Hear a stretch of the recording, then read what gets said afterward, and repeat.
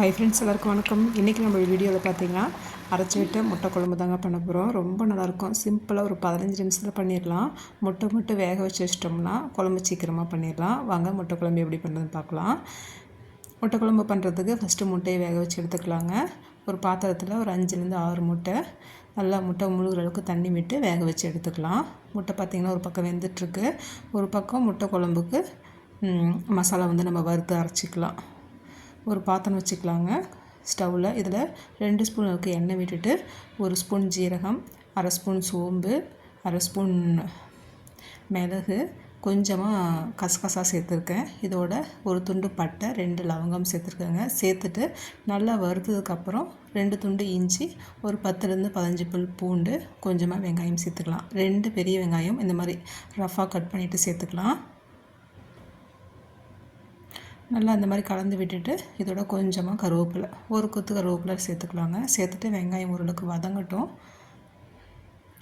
இந்த அளவுக்கு வதங்கினதுக்கப்புறம் தக்காளி சேர்த்துக்கலாம். நான் 2 தக்காளி சேர்த்துருக்கேன். மீடியம் சைஸில் நல்லா பழுத்த தக்காளியாக சேர்த்துக்கலாம். வெங்காயம் தக்காளி நல்லா சீக்கிரமாக வெந்து வர்றதுக்கு கொஞ்சமாக உப்பு சேர்த்து நல்லா வதக்கிக்கலாங்க. பாருங்கள், இந்தளவுக்கு நல்லா வதங்கினதுக்கப்புறம் இதோட கொஞ்சமாக தேங்காய், ஒரு 1/2 கப் அளவுக்கு தேங்காய் திருகிட்டு சேர்த்துருக்கேன். இதையும் நல்லா ட்ரை ஆகிற வரைக்கும் நல்லா இந்த மாதிரி நல்லா வறுத்துக்கலாம். இதோட கொஞ்சமாக மஞ்சத்தூள், ஒரு 1.5 ஸ்பூன் அளவுக்கு குழம்பு மிளகாத்தூள் சேர்த்துருக்கேன். குழம்பு மிளகாத்தூள் சேர்க்கலன்னா இதோட நீங்கள் 1 ஸ்பூன் மிளகாத்தூள், 2 ஸ்பூன் மல்லித்தூள் கூட சேர்த்துக்கலாம். அதுவும் நல்லாயிருக்கும். இந்த மாதிரி நல்லா ட்ரை ஆகிற அளவுக்கு நல்லா மிக்ஸ் பண்ணி விட்டுக்கலாங்க. நல்லா மசாலா நல்லா ஒன்று சேர்ந்து வரணும். தக்காளி வெங்காயம் தேங்காயோட நல்லா ஒன்று சேர்ந்து வரணும். இந்தளவுக்கு நல்லா வறுத்துக்கலாம். நல்லா ஆறட்டும். ஆறினதுக்கப்புறம் மிக்ஸி ஜாரில் சேர்த்துட்டு கொஞ்சமாக தண்ணி விட்டு அரைச்சிட்டு வந்துடலாம். கொஞ்சமாக தண்ணி விட்டு நல்லா நைஸாக அரைச்சிக்கலாம். இந்த குழம்பு பார்த்திங்கன்னா நல்லா இட்லி, தோசை, சுட சுட சாதத்தோடு சாப்பிட்றதுக்கு ரொம்ப நல்லாயிருக்கும். சப்பாத்தி கூட ரொம்ப நல்லாயிருக்குங்க. கண்டிப்பாக ட்ரை பண்ணி பாருங்கள். இந்த மாதிரி பாருங்கள், இந்த அளவுக்கு நல்லா மைய அரைச்சிக்கலாம். இது ஒரு பக்கமாக இருக்கட்டும். இப்போ அதே கடாயை வச்சுக்கலாங்க. கழுவிட்டு வச்சுருக்கேன்.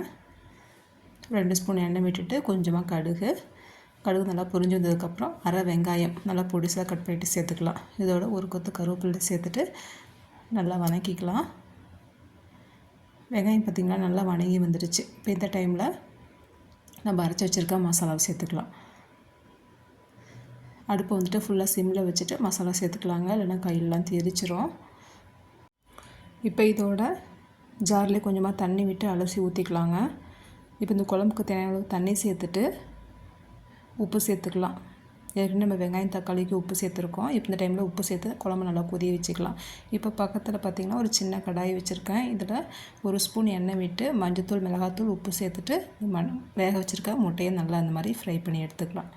நல்லா 1 நிமிஷத்துக்கு சிம்லேயே வச்சுட்டு நல்லா ஃப்ரை பண்ணி எடுத்துக்கலாம். இது இருக்கட்டும். குழம்பு பார்த்திங்கன்னா நல்லா கொதிஞ்சிருச்சு. இப்போ இந்த டைமில் நம்ம வறுத்து வச்சுருக்க முட்டையும் சேர்த்துக்கலாம்.